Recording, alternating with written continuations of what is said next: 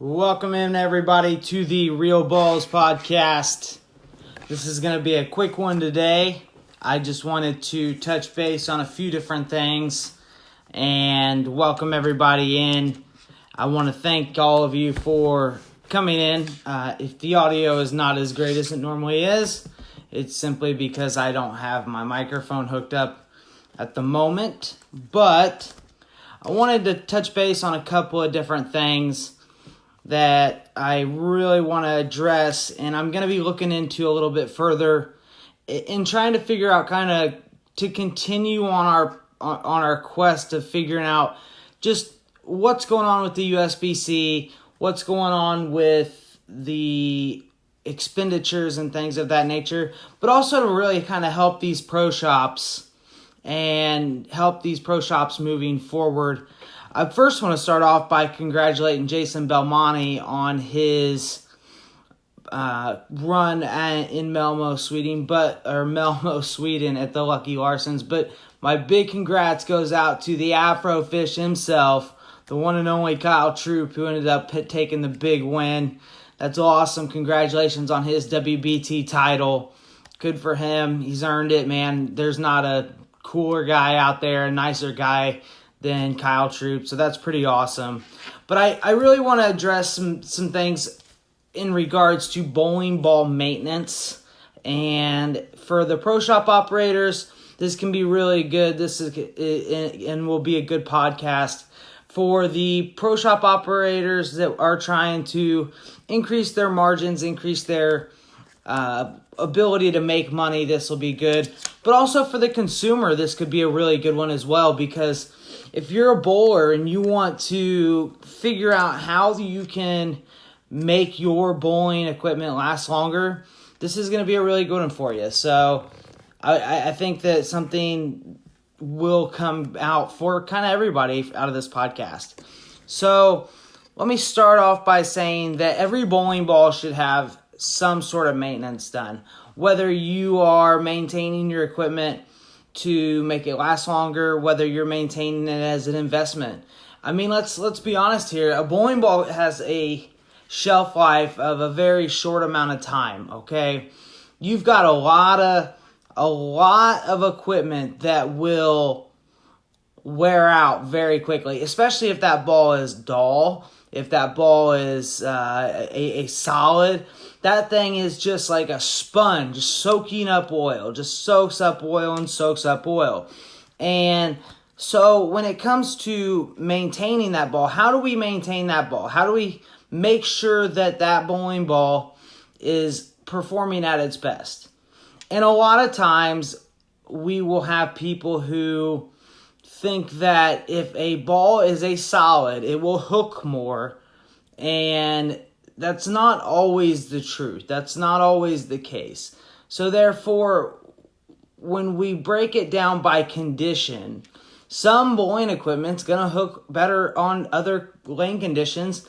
Whether it's a solid, whether it's a pearl, whatever it is, it's all going to be dependent on the condition that it is in. And so typically a pro shop will charge you anywhere between $2 to $5 roughly to change the surface on your ball. Now, as a pro shop operator, this is a great deal for a pro shop operator because they're changing the surface of the ball, therefore cleaning your ball and keeping it in good condition.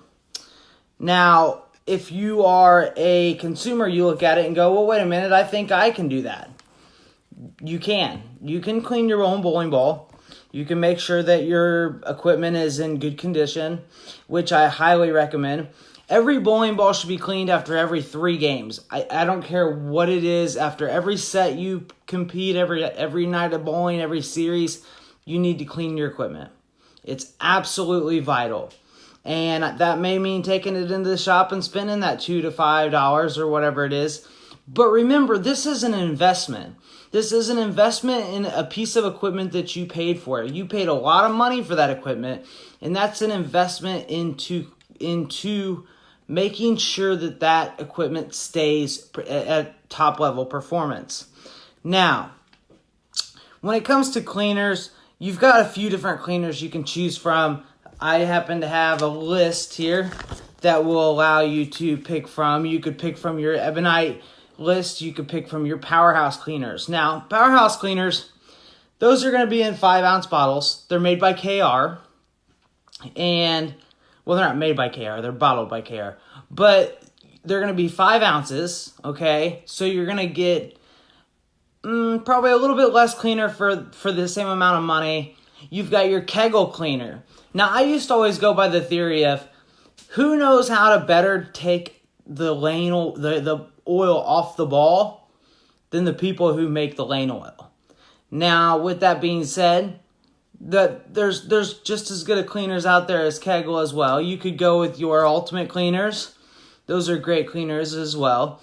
But the main thing that you want to look at, and even your Brunswick cleaners, you want to look for cleaner that can get the oil off the ball.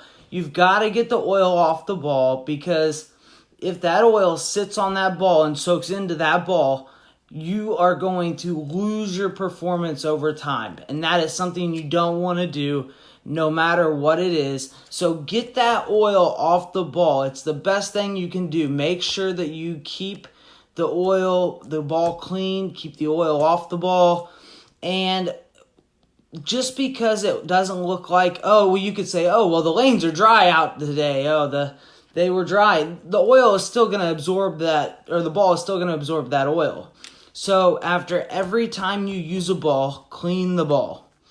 Clean the ball, and I would recommend taking it into a pro shop and getting it cleaned, just simply because that way they can put it on a ball spinner. A lot of times they'll put it on a surfacing machine or something, and if you want to change surfaces, great. Change the surface. Say, hey, I want a 2,000 grit surface. Let them put it on the resurfacing machine and put it at a 2,000 grit surface. It's a great way to make sure that all sides of the ball are covered. When you bring a ball into one of my shops, you say, hey, I want to take it 1,000, 2,000, 4,000. Perfect. We'll put it at 1,000, 2,000, 4,000. And we'll just run it on the machine. The machine gets all sides. That way it can, be at that perfect surface. But at the same time, you've got to remember, bowling, just like in a pro shop, bowling balls are an investment, okay? You wouldn't take your car into a car detailing shop or a body shop or something like that and then go, well, what do you mean it costs money to have this done? A pro shop is very similar in the same way. Your bowling ball is an investment, and so when you go into a pro shop, it's very easy to go, well, why does it cost this? Well, because that's the cost of doing business.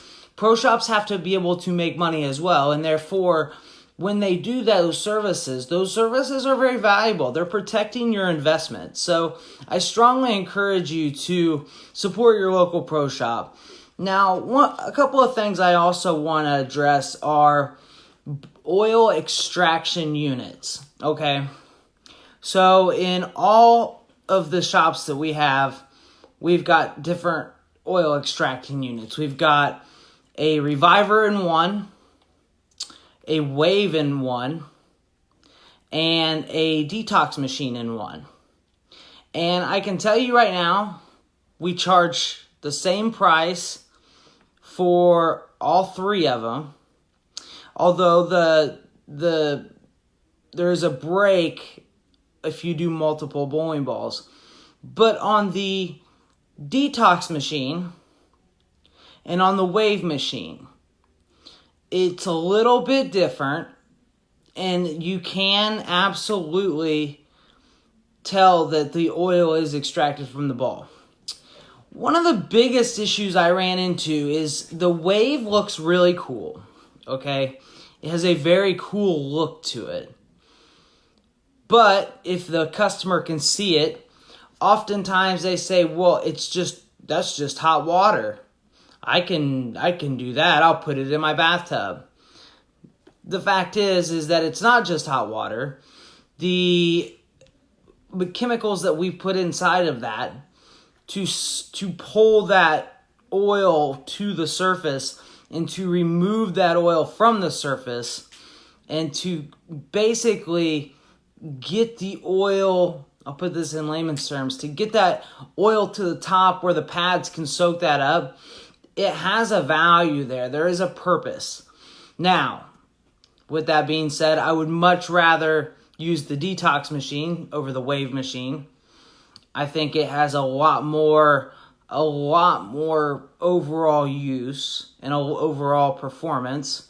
And to be honest with you, the Reviver's been great for us. We've done a lot of great things with the Reviver, including being able to keep the Reviver still going and very popular because it does do the job, and it can get it's a little more timely, but it can get that oil out, and that oil when the ball spins, and sometimes you got to rotate it, and that's the only thing that can be a hindrance a little bit, is you got to turn it in a way so that way the whole ball gets done.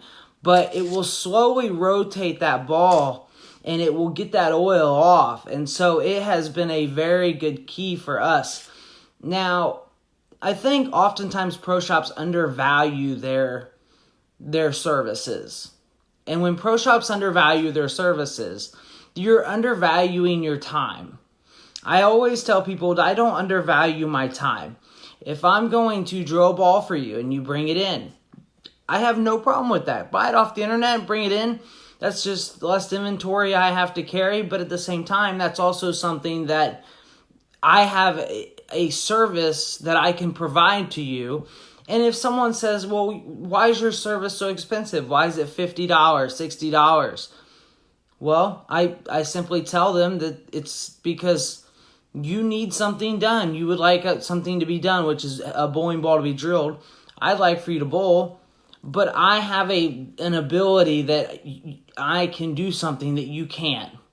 Therefore, I can charge this, and you're free to go somewhere else, but at the same time, I don't think you're going to find a better price. And if you do, is it worth going all the way to such and such a place to get it done? You have to value your time and value your service. And my service is, for a carry and ball, is $60. Now, I typically will include some finger grips with that. And so, but when it all is said and done, I have an ability to do something that you can't do. Therefore, I can charge for my ability and should charge for my ability. No different than a mechanic charging to do your brakes. If you don't know how to do your brakes, then you're going to have to pay to have them done. And you can shop around, but eventually your brakes are going to need done. You buy a bowling ball, eventually you're going to need holes in it. So I just honestly believe that pro shops should be charging for what it is that they have to offer. And when it comes to oil extraction, whether it be through a wave, whatever it is, charge for what it is that you can do. And there's always going to be that guy out there who says, well, I'll just leave it in the trunk of my car in a hot summer day. Okay, well, good luck.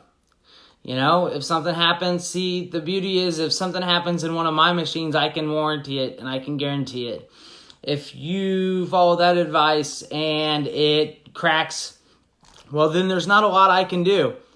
You left it in the hot car, and my other favorite guy is the guy who sticks it in his oven. That guy's an idiot. Anybody who is willing to stick a bowling ball in their oven and try to, cook it like it's a ham or a turkey is just that, a turkey, okay? Because that ball cracks, and it will crack.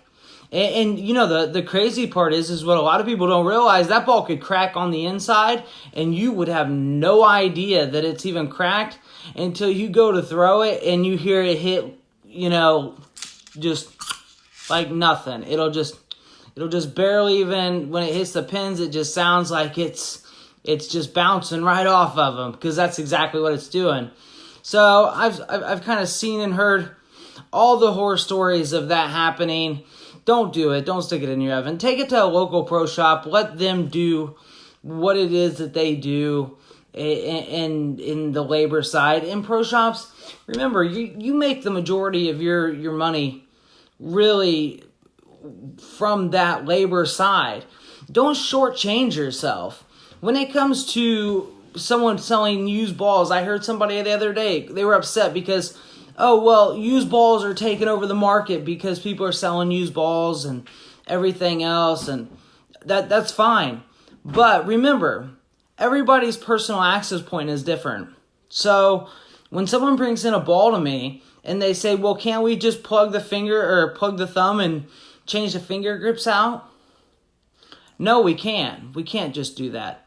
Because in order to give them the proper service in which they deserve, in order to provide them with the proper fitting, the proper drilling, the proper ball reaction, we've got to plug the whole ball. We got to start over because your axis and my axis are going to be totally different. Even if it's not a left-handed to right-handed drill, if you tell me that this person's axis is this, and, when I watch this person bowl, their axis is this, I got to plug that whole ball. So make sure to use that to your advantage. If they want to give away bowling balls, all that's going to do is if you're willing to charge a minimum amount to plug a thumb hole and change some grips, all you're doing is encouraging more and more of that used ball sell-off, simply because, hey, look what I can get and how cheap it is to get it fixed. But the fact is that it's not that cheap. It really isn't. I mean, let's think about it. What's it cost to get a full plug? For me, I charge, $40, $50 to get a full plug. And, when you get that done, you're getting it resurfaced and everything else. So it's a pretty good deal. But, really, let's be honest here. We need to have a way in order to... Oh, sorry, got the camera moving a little bit there. But when we need to be honest with ourselves and say, hey, how can we benefit from our labor, the one thing that we can provide, the service that we can provide? And we can provide that service because we have a talent to do something that not everybody else does. And so let's use that talent in order to make ourselves more money, in order to make ourselves more profitable. And just because people are selling used balls left and right doesn't mean that we have to make it so that they are so affordable. If we make it to the point where, hey, it's almost cheaper to buy a new ball, guess what? They're going to be more likely to buy a new ball. And even so, even if they want to keep buying used balls, that's fine. Where are we going to make our money anyway? We're going to make it on labor. So if I say, hey, let's make some money on used equipment, we're gonna make money on ball plugs, full plug. We're gonna make money on carry-in drilling. We're gonna make money on grips. I just finished a flyer actually that has all kinds of new stuff on grips and everything else. And why not? And remember, when we're selling those to people, when you're a consumer or a pro shop, finger inserts, thumb slugs, interchangeable thumb slugs, interchangeable thumbs, switch grips, whatever it is, ultimate thumbs, they've got this Joe Po grip, whatever it is that you're doing. Remember, every service that you know how to do that somebody else doesn't, that's a service that you can use to benefit your pro shop. And that's a service that you should use to benefit your pro shop. Pro shops don't have to be a dying breed. They don't have to be, closing up shop. Use the labor that you know how to use. Resurfacing is huge. And I don't mean it in the sense of resurfacing in general. and I'm going to get into this a little bit more later, but you can resurface bowling balls, and if somebody wants to, a lot of times you'll find nowadays people want to go up, I want to go 1,000, 2,000, 3,000, 4,000. Okay, so you want to use the 4 separate pads. If you did that by hand, that's going to take a lot of extra time. If you do that by machine, it's still going to take time, but that's time that you could charge. You could say, okay, well, it's $250 per pad for 3 minutes. So now they've gone and they've gotten their ball up to surface. It's $10. But they've got the exact surface that they want. 2,000, 3,000, or 1,000, 2,000, 3,000, 4,000. There's ways that you can make money without necessarily needing to do anything different than you're already doing, but to maximize your shop's ability with what you've already got. If there's trends going on, capitalize on those trends. Allow yourself to be continuing to capitalize on those trends, to continuing to grow on those trends. And I think that that's something that is really, really going to be important for shops moving forward, is to just basically make sure that you have yourself in a position to really move forward and to make money where you can make money, which may not always be on bowling balls and bags and shoes. The margins may not be great, but on labor is. I used to push a cart out during league, and I would always try to sell grips. I'd offer specials. If you got grips put in more than one ball, I'd offer them for $10 for a set of grips, $15 for one ball, $10 for multiple. Okay. And I cannot tell you how many times people would get their grips done. Just walk lane to lane with a cart. And I had a few colors in each size. And I'd say, who needs new grips? Who needs new grips? And I'd swap them out right there on the spot. $10 for the second ball, $15 for the first. And we made so much money during leagues just doing that. It was great. And maybe you don't get those kinds of prices. Maybe you do $10 for the first ball and $8 for the second one. Whatever it is, whatever your market is, that's a great way to do things to try to continue to build your market and continue to build your customer base. I did have some of my posts removed from some of my groups that I posted it in. I was not pleased about that. I thought that was pretty ridiculous. I was removed simply because I was told that what I was doing did not pertain to pro shop business and did not pertain to pro shop, anything pertaining to pro shops. We'll just leave it at that. And I thought that was pretty ridiculous. That was pretty disappointing. I had an order of 2,000 bottles of ball cleaner.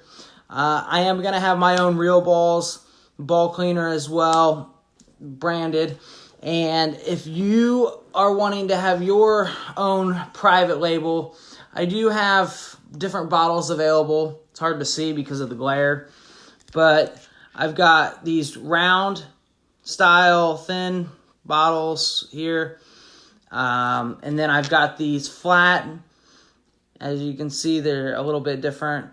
They're both 8-ounce bottles, and they can have your labels printed on them. It's going to be a product very similar to a rejuvenator or a tack up type.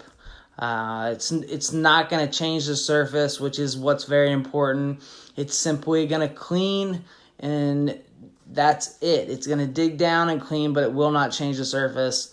And I'm looking at some of these cleaner prices right now, and I can tell you right now that the ball cleaners that I'm looking at the pricing of, I'm going to be at 8-ounce bottles.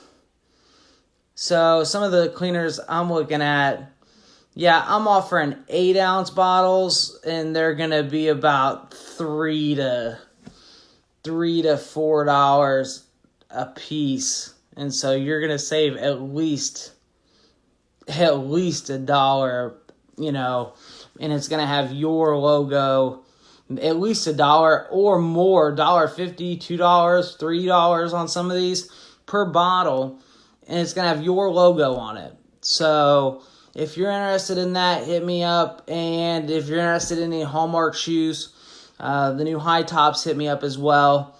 You can get a hold of me at Ryan, RYAN, and it's at Hallmark, HOLLMARK, shoes, SHOES.com. Again, that's Ryan, RYAN, at Hallmark, HOLLMARK, shoes.com. I apologize for the glare.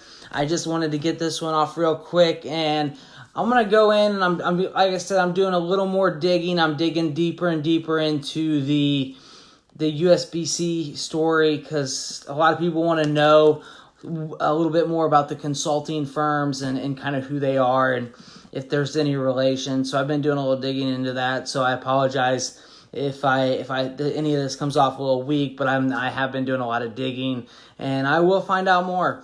But I appreciate everybody tuning in and watching and checking this out over the next couple days. I don't know if I'm going to have a show Wednesday or not. I'm going to do my best to, but if I am able to keep finding out more and more on the USB-C stuff, I may wait till Friday, but I will be in I will be in, digging in, trying to figure that out. But if I can, I'll have a Wednesday show. If not, it'll be Friday, 5 o'clock, and I look forward to getting all of you some more information. Awesome. Thanks, guys. Thanks for tuning in to the Real Ballz podcast. And like I said, if you want some cleaner, you want to save some money, get your pro shop to your own brands, let me know, and I'll be in touch very soon. Thanks. Bye.